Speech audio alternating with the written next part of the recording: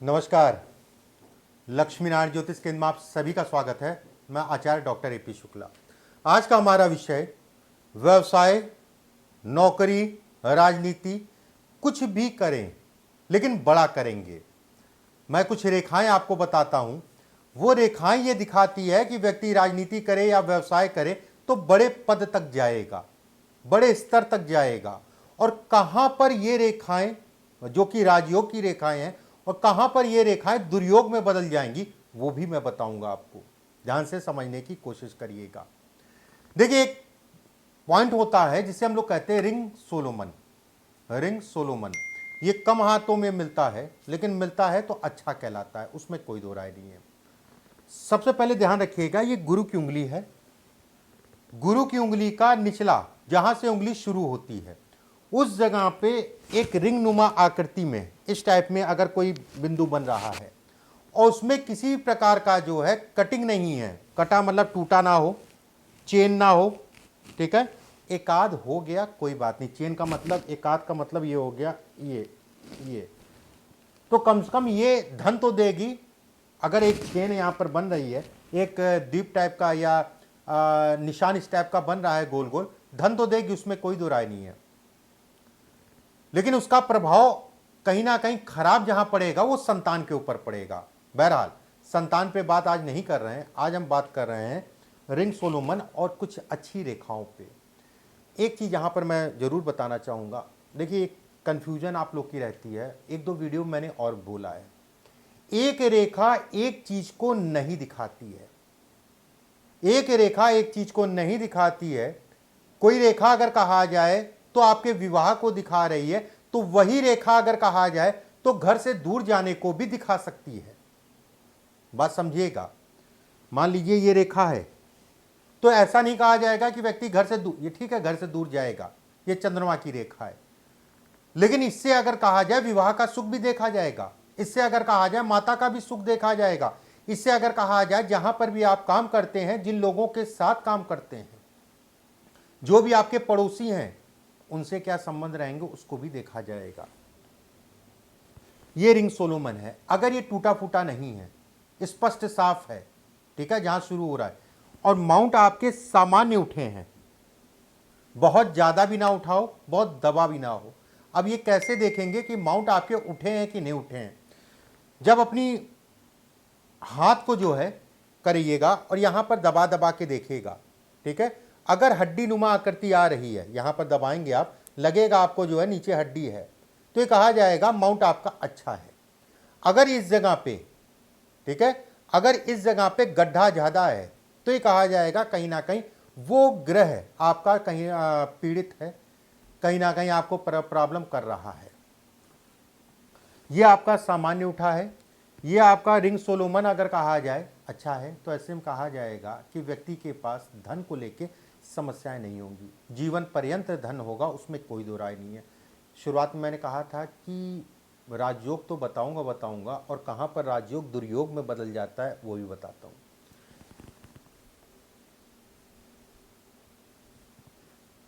ये जब तक था आपके हाथ में साफ स्पष्ट, आपने अच्छा जीवन में धन कमाया। उसके बाद अगर कहा जाए इसमें जो है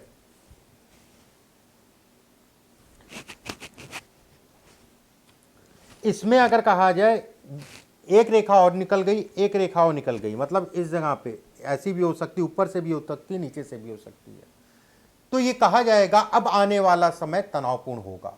अब आने वाले समय में तनाव संभव है कि मिलेगा। एक बात, अगर इसके साथ में ये भी रेखा है और ये रेखा अगर इसको छू रही है तो बेहद अच्छा है।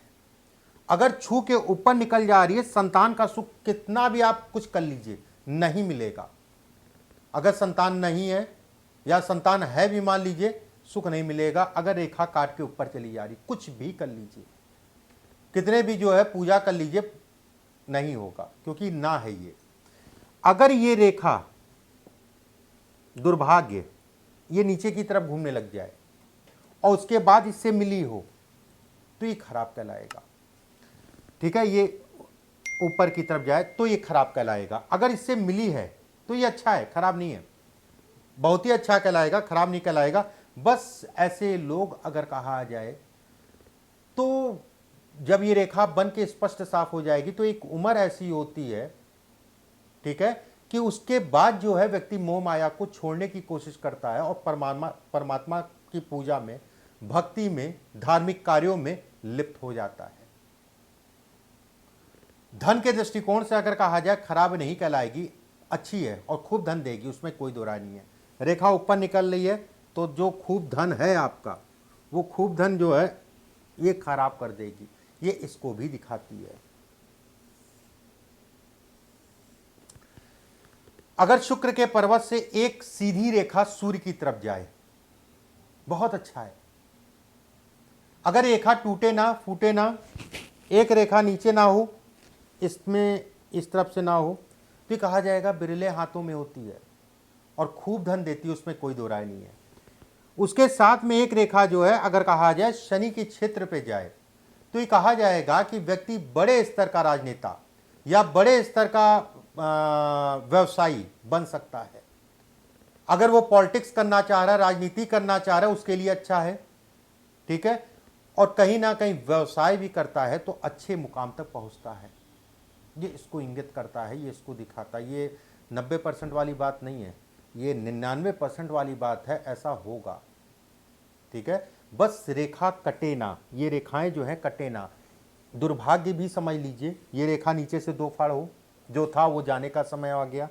यहाँ पर हृदय रेखा मिलती है, इस जगह पे जो है एक स्टारनुमा आकृति बन रही है, हृदय रेखा जहाँ पर काट रही है, तो भी कहा जाएगा जो था जाने का समय हो गया। इस जगह पे अगर स्टार बनता है तो व्यक्ति मुकदमेबाजी झेलता है, मुकदमे इत्यादि चीज़ों में पड़ा होता है, मुकदमे से संबंधित चीज़ों को दिखाता है।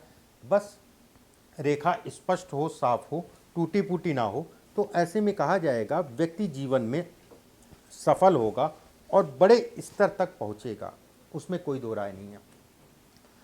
एक हमेशा से एक बात आती है कि शुक्र वलय आपके भी मन में होगा, बहुत सारे लोगों के मन में होता है कि पंडित जी एक रेखा ऐसे करके आती है, ये जो सूर्य को और शनि को घेरती है नीचे से, इसे हम लोग कहते हैं शुक्र वलय। देखिए वलय, शुक्र वलय अगर कहा जाए तो बिरले लोगों के हाथ में होता है, या फिर कह लीजिए कि बिरले तो नहीं कहूंगा मैं, बहुत लोगों के हाथ में होता है, लेकिन बिरले लोगों को ही फायदा मिलता हो उस शुक्र वलय का। कई लोग ऐसे मिलते हैं कि शुक्र वलय है मेरे हाथ में, फिर भी उस हिसाब से प्रॉफिट नहीं मिला। कैसे देखा जाता है ये समझ लीजिए। देखिए अगर शुक्र वलय आपके हाथ में है तो ठीक है, चंद्रमा का क्षेत्र थोड़ा सा गोलाई में हो, ज़्यादातर मैंने देखा है शुक्र वलय उन लोगों के हाथ में जिनका ये हिस्सा जो है सीधा है, ये हिस्सा सीधा है, और ये हिस्सा अगर सीधा होगा, ये हिस्सा गोलाई में नहीं होगा या हल्का सा गोल नहीं होगा, तो उसका प्रभाव नहीं पड़ेगा। शुक्र वलय साफ हो, टूटा फूटा ना हो, और माउंट आपके सामान्य उठे हैं, अंगूठा ऊपर से पतला हो और चिपटा हो। देखिए क्या कितना राजा बनाता है आपको। और उसमें भी अगर आप पूछेंगे भाग्य रेखा स्पष्ट साफ हो, गुरु की और बुद्ध की उंगली जो है ऊपर जाके पॉइंटेड हो, धन आएगा, खूब आएगा, व्यापार करेंगे बड़े स्तर तक जाएंगे, राजनीति करते हैं तो उसमें भी जो है बड़े स्तर तक ये पहुंचाता है। ऐसे लोगों के सामने धन की समस्या तब होती है जब ये टूटा हो या इसमें चेन बनने लग जाए। तो जो निर्णय एक समय था कि सभी निर्णय आपके अच्छे होते थे या अच्छे जा रहे थे, कहते नहीं है कि जो है छू दिया और सोना बन गया। अगर ये टूट रहा है तो छू दिया मिट्टी बन गया, सोने को भी, ये वाली स्थिति पैदा करता है। अपने गलत निर्णयों के कारण व्यक्ति जीवन में जो भी कमाता है या जितना भी कमाता है उसमें नुकसान झेलता है। ऐसे लोगों को अगर ये टूटा है तो निर्णय बड़े सोच समझ के लीजिएगा, बहुत देख दाख के लीजिएगा। कोई भी काम करिए लोगों से राय लेके करिए, उसके बाद आगे बढ़िए, ये इसको भी इंगित करता है।